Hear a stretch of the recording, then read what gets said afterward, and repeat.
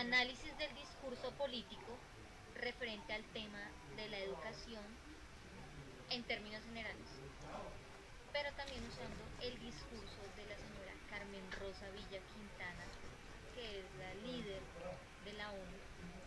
Entonces, su nombre para citar algunos ejemplos. Bueno, para nadie es un secreto que el tema de la educación es bien mencionado por los líderes o candidatos en campañas políticas cuando quieren ganar adeptos o popularidad.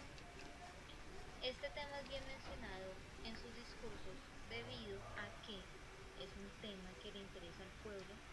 Por lo tanto, el líder que muestra interés por este tema captura inmediatamente la atención del espectador, así su propuesta sea una farsa, que es lo que normalmente pasa.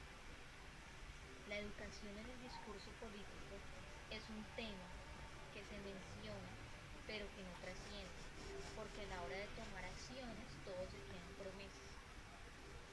Es así como el tema de la educación en un discurso se vuelve un adorno político, es solamente un recurso, es la estrategia discursiva utilizada por el orador. Entonces, para todo líder, ya sea político y de otra índole, el discurso se convierte en una herramienta vital, ya que les permite abordar temas y moldearlos de acuerdo a su intención o el efecto que pretenden causar con esto. Y todos los líderes políticos ya lo comprendieron de esta manera, que el poder del discurso. Saben que pronunciando las palabras adecuadas, la recompensa es en cuestión de minutos. Entonces todo esto se convierte en un discurso demagógico, donde el líder juega con las emociones, los miedos, las esperanzas del público para poder ganar apoyo popular. Esa es su retórica.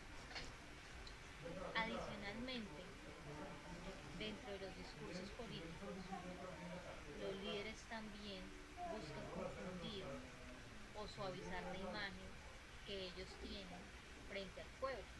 Y para eso hacen uso de varios recursos literarios, figuras retóricas o medios lingüísticos. Por ejemplo, en el discurso de la señora Carmen Rosa Villa Quintana, líder de la ONU, encontramos que por ejemplo, la metonimia, ella cambia los significados de las palabras, cambia el término educación por escuela, colegio y escolaridad por educación para darnos a entender o hacernos creer que estamos hablando del mismo tema. Ella misma también hace uso de la cortesía verbal al inicio de su discurso como medio lingüístico, donde empieza con un agradecimiento para compensar y suavizar las amenazas de la imagen pública. Esto normalmente es bien usado por varios líderes. La finalidad del agradecimiento es matizar una posible amenaza de la imagen pública, ya que en este caso pues, la señora Carmen Rosa Villa Quintana es la representante de la ONU y por lo tanto, y unos cuantos muchos líderes, por lo tanto tiene una reputación, una imagen que cuidar aparte de la institución a la que representa. Con este tipo de herramientas, normalmente en el discurso son muy válidas y es posible acompañarlas de apelativos cariñosos, los cuales también tienen su trasfondo, perdón, y eso buscan establecer ese equilibrio de la relación entre el hablante y el oyente. De acuerdo, por ejemplo, con Albert Cake, en la teoría de la cortesía, con esto lo que se pretende es saldar una deuda con el interlocutor, la deuda hablante previa al agradecimiento, una restricción sobre su imagen negativa, su libertad de actuar, por lo cual el agradecimiento no solo sirve para crear solidaridad entre los locutores, sino también permite al hablante cancelar su deuda y recuperar su libertad de actuar. En definitiva, este tipo de agradecimientos constituye una estrategia de cortesía verbal positiva que recompensa un esfuerzo realizado por el interlocutor y cancela una amenaza por la imagen negativa del hablante. Por otro lado, también tenemos las falacias, donde nos plantean argumentos aparentemente válidos para persuadir al pueblo, manipularlo y tratarlo como ignorante. En el discurso, por ejemplo, en el discurso de la señora Carmen Rosa Villa Quintana, ella también hace uso del juego de las cifras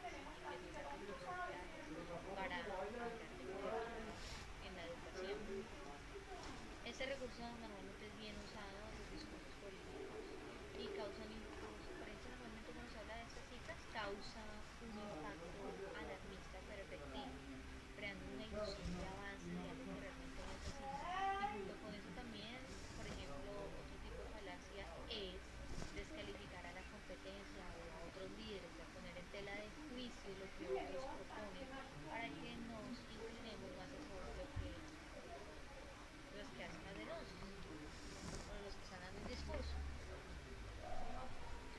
Aparte de esto, por ejemplo, la repetición,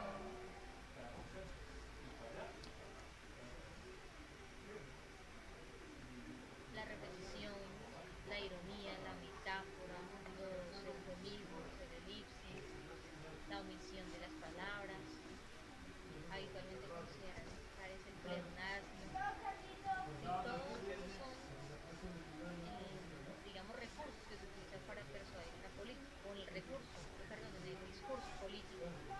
Por ejemplo, la falacia, cuando nos quieren meter miedo, que si no actuamos como ellos quieren, tendremos que atenernos a las consecuencias, apelan al miedo como una estrategia efectiva, perdón.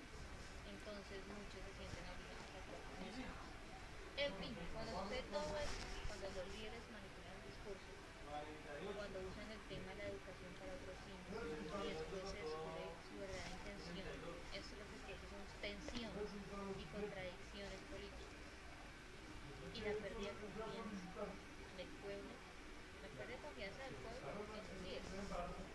Por eso es que la situación actual está como está. Y para completar, vienen los medios de comunicación y gracias a ellos hoy en día el discurso adquiere más poder porque en el momento en que es escuchado, una vez que un discurso es emitido y consigue llegar a la audiencia, sobre esta se proyecta toda una serie de representaciones de imágenes, de opiniones, de interpretaciones y actitudes hacia lo representado, personas, instituciones, agrupaciones, acontecimientos.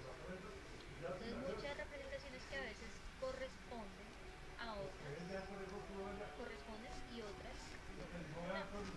Entonces, todo esto puede influir de forma determinante en nuestra percepción y actitudes hacia los discursos lingüísticamente construidos.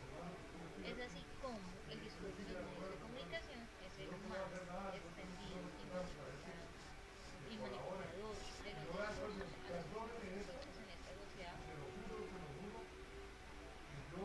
Y si a eso lo unimos con lo político, finalmente se puede enunciar, bueno, finalmente se puede enunciar una cantidad de recursos o estrategias velocidadores y nocivos.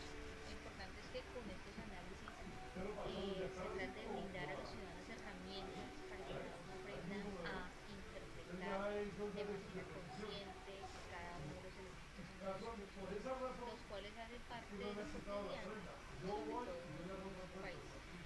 Y para este modo